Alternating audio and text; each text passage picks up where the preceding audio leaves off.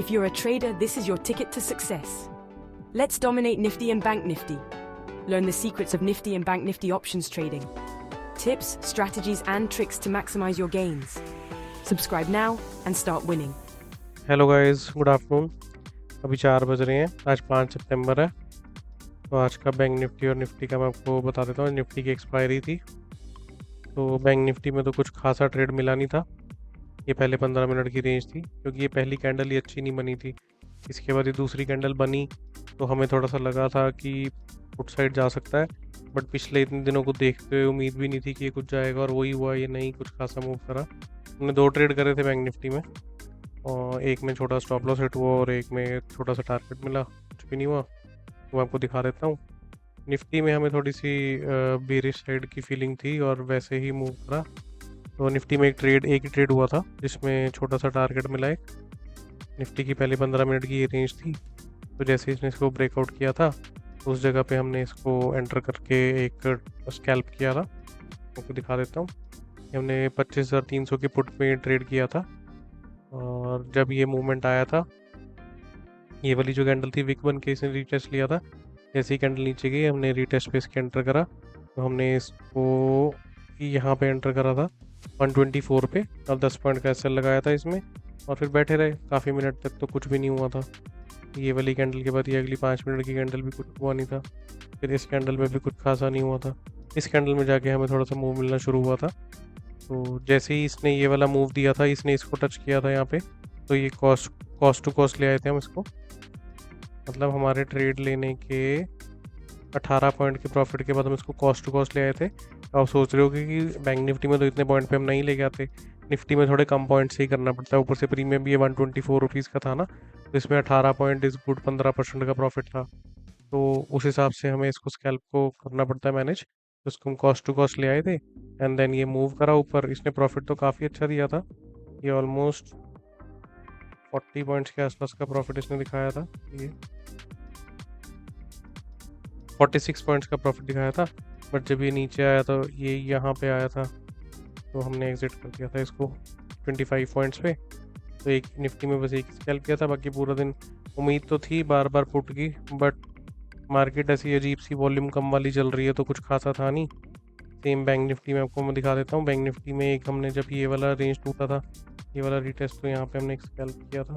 ये बहुत छोटा सा प्रॉफिट मिला था इसमें। तो ये जब ये पहले वाला लेवल टूटा था, तो इसके अंदर हमें बाय लेवल नहीं मिला था कोई। ये देखो आप, ये वाले जब लेवल चल रहा था ना, तो इसके अंदर कुछ लेवल नहीं मिला हमें। रीटेस्ट का अच्छा सा एंगल नहीं था, बार बार ये विक इसके नीचे जा रही थी, तो इसमें एंट्री मिली नहीं थी, तो ये हमने किया नहीं था। फिर जब दूसरी बार इसने ये रीटेस्ट करके ये वाला जो लेवल आया था, ये इस लेवल के बाद हमने जब रीटेस्ट की वेट करी, ये वाली कैंडल जब हमारी हो गई थी, इसके बाद जब हमारी ये रीटेस्ट की कैंडल आई, ये वाली 10:26 में, इस कैंडल के अंदर, इस वाली कैंडल के अंदर 10:26 पे हमने इसमें एंट्री करी। हमने इसमें 344 पे एंट्री करती, 15 पॉइंट का स्टॉप लॉस जो हम लगाते हैं उसको लगा के, एंड देन ये मूव करा था। बट ये यहाँ तक आते आते इसकी डोजी बन गई थी, ये वाली कैंडल ना, एक डोजी कैंडल बन गई थी। ऊपर से यहाँ पे सपोर्ट था इस मूविंग एवरेज का। तो फिर ये इसने जब इस लेवल को तोड़ा, तो हमने यहाँ पे स्टॉप लॉस ट्रेल करा हुआ था, तो वो कट गया। तो 15 पॉइंट का प्रॉफिट इसमें हुआ, और 25 का उसमें हुआ, 40 पॉइंट्स हुए। 40 पॉइंट्स का प्रॉफिट करने के बाद फिर हमने एक और स्कैल्प किया था इसके अंदर, यहाँ पे ये वाली कैंडल्स के अंदर।